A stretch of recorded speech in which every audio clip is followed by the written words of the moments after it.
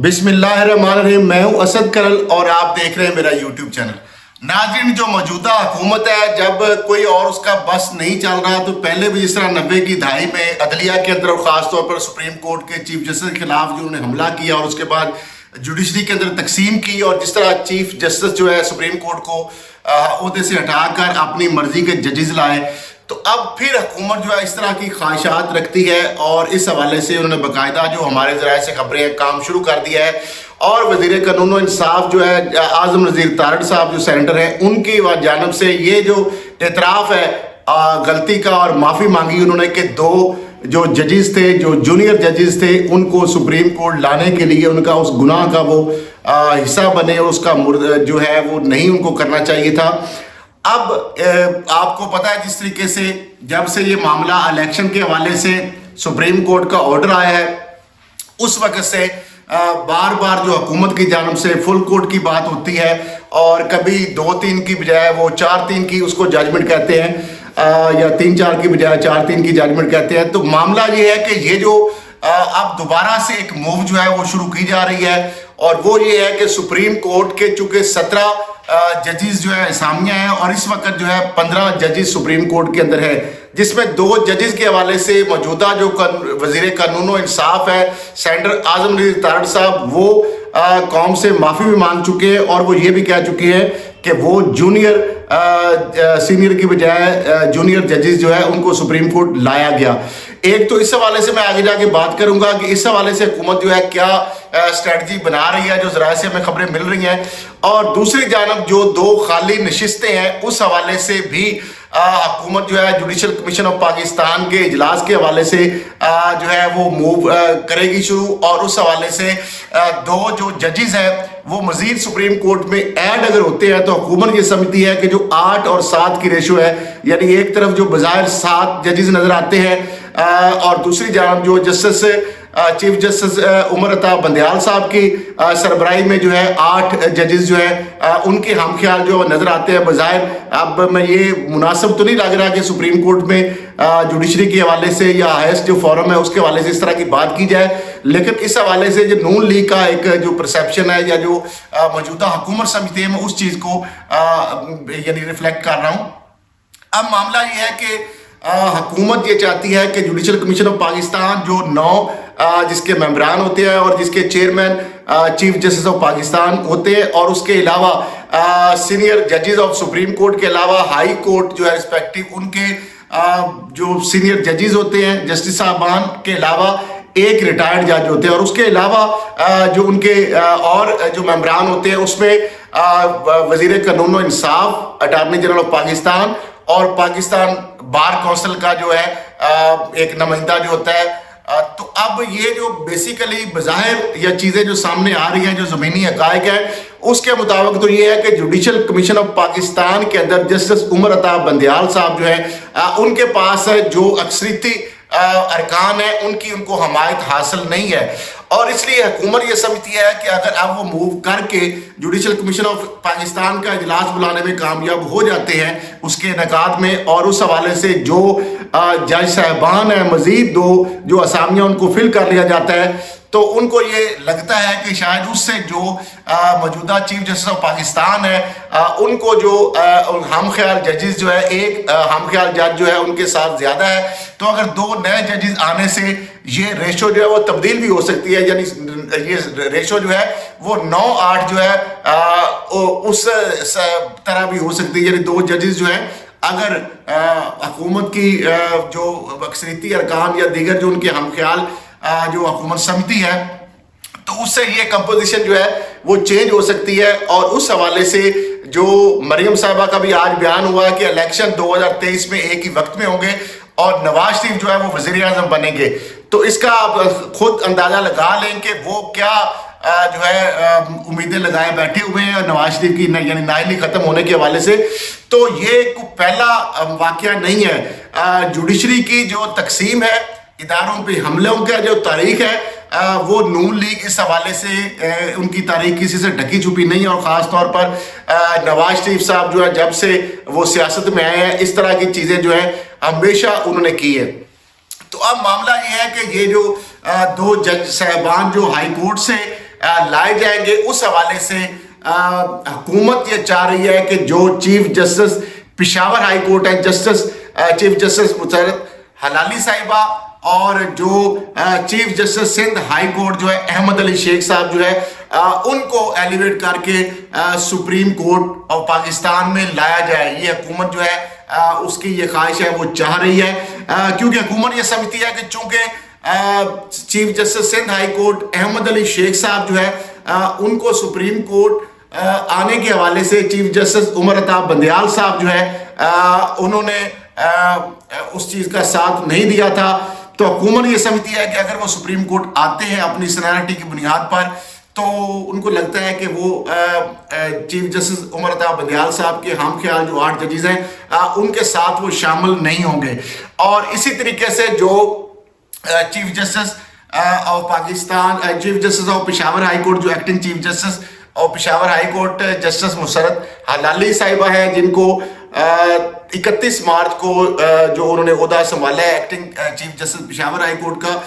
ان کے حوالے سے بھی حکومت یہ سمجھتی ہے کہ اگر کے پی کے اور سندھ کے حوالے سے اگر 2 ججز آ جائیں گے تو اس سے یہ ہے کہ جو حکومت ہے ان کی یہ لگ رہا ہے یا وہ سمجھتے ہیں کہ شاید جو 7 ججز کے ساتھ جو ججز بھی ملتے ہیں جج صاحبان تو پھر جو ہے سپریم کورٹ کے اندر جو معاملات ہیں جو اکثریت جو ہے وہ چیف جسٹس کی بجائے دیگر جو ججز ہیں ان کی ہو جائے گی, جس پہ پھر چیف جسٹس صاحب شاید اپنی مرضی کے کوئی فیصلے یا حکومت کو جو لگتا ہے تھریٹس جو ہے وہ حکومت سمجھتی ہے کہ اس طرح وہ ان کی ختم ہو جائیں گی. دوسری طرف آپ کو پتہ ہے کہ پروسیجر پریکٹس اینڈ پروسیجر جو بل ہے وہ بھی قانون کی شکل اختیار کر چکا ہے اور اس کے اندر بھی آپ کو پتہ ہے حکومت نے پہلے ہی چیف جسٹس آف پاکستان کے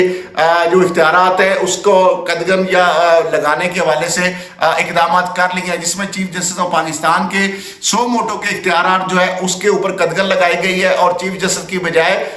وہ ایک کمیٹی جو ہے اس کو اختیار دیا گیا ہے جو سینئر ججز پر مشتمل ہوگی 3 سینئر ججز پر. اور اس کے ساتھ ساتھ روسٹر بنانے کے حوالے سے بھی جو چیف جسٹس کا اختیار ہے وہ بھی ان سے لے لیا گیا ہے اس قانون کے مطابق جو مجوزہ ابھی جو بلکہ بن چکا ہے قانون,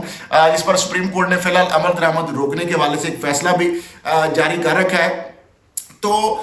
اس حوالے سے بھی انہوں نے یہ اقدام اٹھایا ہے اور اس کے ساتھ ساتھ جو سو موٹو کے خلاف جو ہے وہ پہلے جو ہے نظر ثانی ہوتی تھی اور نظر ثانی میں سکوپ ہمیشہ ہم نے یہی دیکھا ہے کہ وہ آلموسٹ فیصلہ وہی رہتا ہے, اس میں بھی اس کو کنورٹ کر کے اپیل میں کنورٹ کرنے کا اس کو بھی فیصلہ جو کیا گیا ہے قانون بنایا گیا ہے. تو اب معاملہ یہ ہے کہ ساری جو لیجسلیشن ہے جو پرسن سپیسیفک اس کا مقصد یہ ہے کہ نواز شریف کو جو تاحیات نااہل کیا گیا ہے پاناما کیس کی ہیئرنگ کے حوالے سے جو اقامے کے حوالے سے, تو اس پہ حکومت چاہتی ہے کہ نواز شریف صاحب اس قانون کی وجہ سے وہ اپیل جو ہے دائر کر سکیں گے اور حکومت یہ سمجھتی ہے کہ ان کا کیس جو ہے بڑا مضبوط ہوگا اور نواز شریف کی جو نااہلی ہے وہ ختم ہو سکتی ہے. تو اب معاملہ یہ ہے کہ یہ جو موو ہے اور اس موو کے حوالے سے ایک اہم ڈیولپمنٹ جو ہے وہ میں یہ اس کو انٹر لنک تو نہیں کہوں گا لیکن اس سے پہلے بھی آپ کو پتا ہے کہ جو سینئر موسٹ جسٹس صاحب ہیں جو سپریم کورٹ کے جسٹس قاضی فائز عیسیٰ صاحب جو کہ اگلے آنے والے چیف جسٹس سپریم کورٹ ہوں گے,